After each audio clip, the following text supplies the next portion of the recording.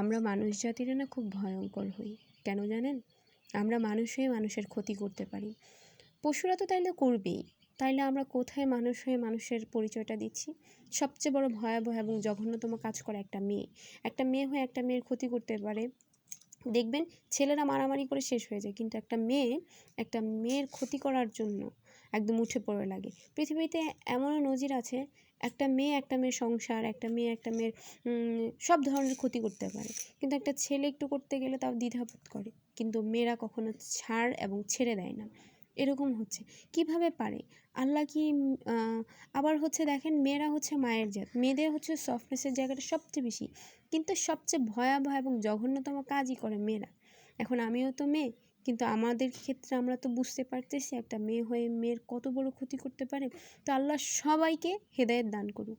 আর আর কিছু বলার নেই।